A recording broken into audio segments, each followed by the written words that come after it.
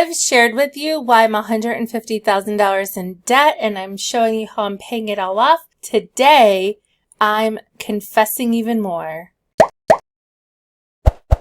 Today, I'm sharing with you what that little $261 withdrawal is every paycheck. So some of you may have wondered, on every pay, I have this loan withdrawal for $261. It's $522 a month, but it does come out every pay. So in those months where I get 3 paychecks, it comes out 3 times. So much money. Oh my God. But I've never quite shared with you guys what that money goes towards and what it's from. So that's what we're doing today. So let's go back in time. When I was really young, we did have financial literacy as part of the conversation in my family. Unfortunately, my dad got sick. My mom was taking care of my dad. There was 3 of us. And when my dad passed away, my mom had been a stay-at-home mom, so she was looking for work. She was in survival mode. I think I was also in survival mode when I look back. There wasn't anybody really providing much support and direction. I had things I needed, a home, clothes, food, and all of that. But there wasn't any additional conversation about how to manage the money that I was bringing in from my jobs, babysitting, and I did work at a little entertainment restaurant for a bit. And then I went off to college and was told it was paid for. It was not. So that was an awful experience. Came home and I opened a credit card. I was eligible for a credit card, so I opened one. I wanted to get a digital camera. I did. I remember I charged it on my Sears charge. My credit limit was something like $800 and the camera was something like $500. So I couldn't afford it. I was working 3 jobs just to pay bills, let alone the credit card bill. Over time, I've paid that off and accrued it again and then paid it off and accrued more. I'm so over that cycle. But anyway, I did get into a bit of trouble when I went back to college full time in my late 20s, my early 30s to finish my teaching degree. Probably one of the best things that I have ever done, even though I have all that student loan debt. However, I really wasn't working. I did some side hustles, odd jobs, gigs, part-time job here and there. So I was definitely spending way more than I was making, and it became extremely difficult for me to manage. The interest just kept going up and up and up and compounding, and yeah, it just was not a very good situation. I had no idea how to get out of it. So it was decided in October of 2020, shortly after I got married, that I would do a debt consolidation. That is where the money goes. $522 for the last 3.5 years has been going towards my debt consolidation. So let me tell you a little bit more about that. So the company that I chose to do my consolidation with is Freedom Debt Relief, and I applied. I was accepted. I believe in all it was about $30,000 that I had consolidated. And wow, it's really humbling, embarrassing to share this with you guys, but it was very freeing to do this because I knew it would be a way out, a way to improve, get better, educate myself. And so sharing it with you is definitely very humbling. And I hope that if somebody is out there that sees this and feels like they are in a pickle and have to do this, that they're not alone. So let me share with you. Of course, I'm not going to show you the actual sign-in page because of sensitive information. But what I can show you is what it looks like when I sign in. So here you can see I started in, October of 2020. It does show that I have some statements that have been previously settled. Over here on the side, $8,522 have already been settled. And my next settlement will be later this year and graduate May of 24.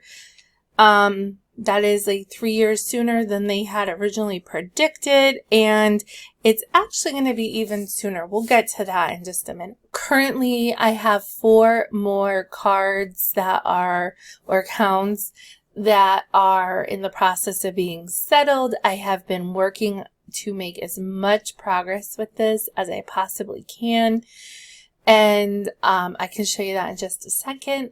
So I have about $20,932 left, technically. So basically, that's the total balance of everything.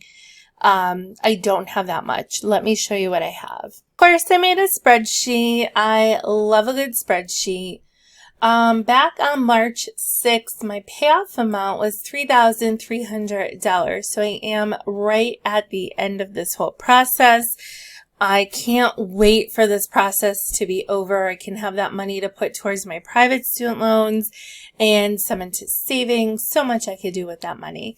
But let's go back to this. So I've already made the payments in this aqua blue color and currently have a payment of $450 that is pending an update. That is in the works, which leaves me with a balance of about $1,517. Now, that is give or take about 10%, simply because if I were to get this all paid off, it could possibly go into the next month, which means I have to pay those processing fees for the next month. So we'll get into all of that. Over here on the right-hand side, I have the exact same tracker. However, I have in white, these payments are flexible. And by flexible, I just mean that I could play around with them. So I have the $450 payment, which is actually going to transfer on April 13th, which means if I pay $700 in April 21st extra, then I'll have my $261 payments for the April 21st and May 1st. So then I would need to pay $295 on May 1st extra to get to a zero balance. And then it can be up to up to 30 days to get the account closed. And then hopefully it would all be closed by the end of May. I won't have to pay a service fee for June. So I want to get this paid off as soon as possible. I think I might have to pay a service fee for May. I don't want it to go into June. So I have been chipping away at this as much as possible. Down here on the left side here, will that be on the left side of the screen? I'm not sure. But over here, every time I've gotten an update on my payoff amount, I've been recording it. Before I made the $450 payment, my payoff amount was $1,972.66. So we'll see what it becomes once this $450 payment goes through. Hopefully it goes through quickly, and it's kind of like a wait and see. Over here on the right-hand side, I did update as of April 10th. The balance was $1,972.66. I had already made the first payment for the month, which means that I have to make my second payment for the month. That's $261. What I had left over from my first paycheck was $450. I am hoping to have $700 left at the end of my second paycheck. And then I went to see, where do I have money to pull from to get this paid off by the end of April? I had $30 in one of my savings accounts, $75 in the other savings account. At the time I did this, I had $235 from Poshmark, $17 from eBay, and $13 from Mercari. Nothing from Depop this time. And I had $80 available to me in my reseller account.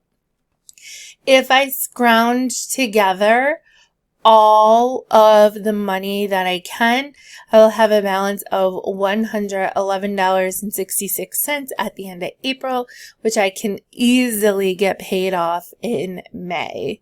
I am hoping that with my reselling and stipends coming in from work, that I won't have to go into May.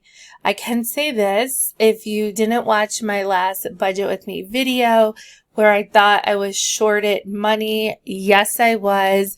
The person who was supposed to submit one of my stipends because she's supervising the program, she's an equal to me, but she was supervising the one after school program that I do.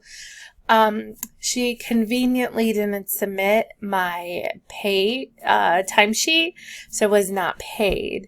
I thought it was very ironic because let's just say I think it's very ironic that everyone else seemed to got their pay except for me. And you can just draw an inference. Anyway, I'm not spilling that tea publicly.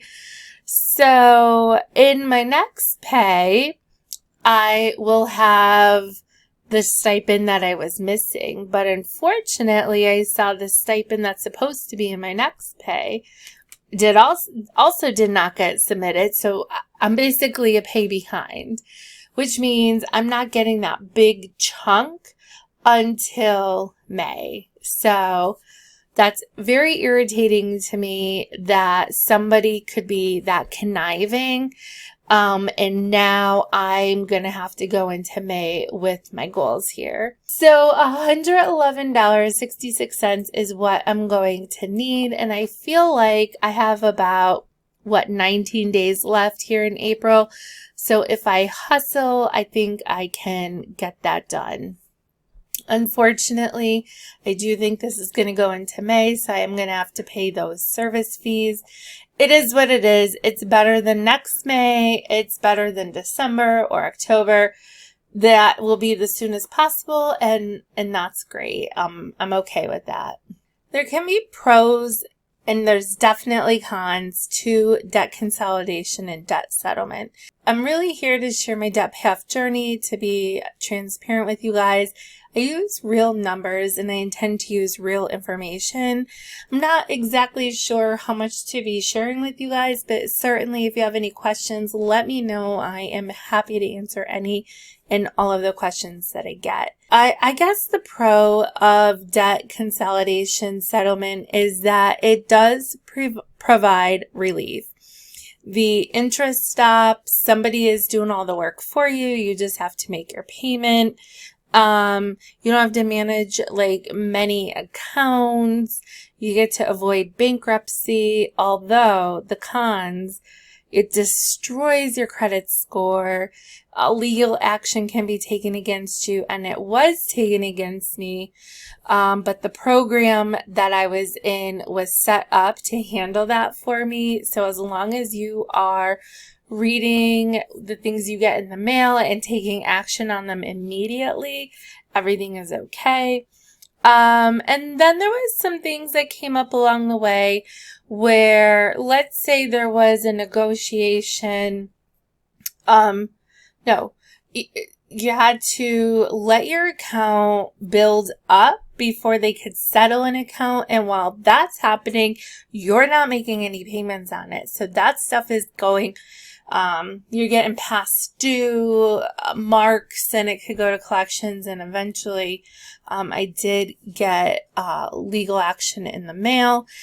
And when I submitted it to the program, they said, great, now we need you to make another deposit of a couple $100 so that we can handle this. And I was like, I don't remember that being part of what was explained to me, but I got myself into this mess, so here we are. Fortunately, because we are married, our funds were together, and when some of the settlements came through, we were able to put some cash towards that and get them wiped out immediately. So somebody who does not have that advantage might take them a little bit longer to get through the program than it took me.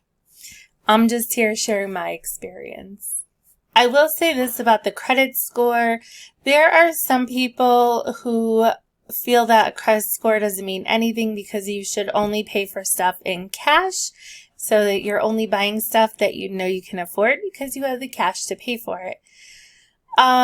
So I don't know where I stand with that. I still want to have, for my own pride, a good credit score. So I will be working to rebuild that, but that is not a priority right now. The priority is getting this debt taken care of and building some savings, retirement, and other stuff. Anyway, so that is my debt confession of 2023. If you've been wondering where $522 a month has been going, that's where it's been going. I would appreciate a like on this video and for you to subscribe down below. Show your support for your girl. Thanks so much. Love you guys. Like I said, leave your questions down below. I'm happy to answer any and all of them. I got to get a move on to this reselling stuff because I need the cash money. So, all right. I will see you guys in the next one. Bye.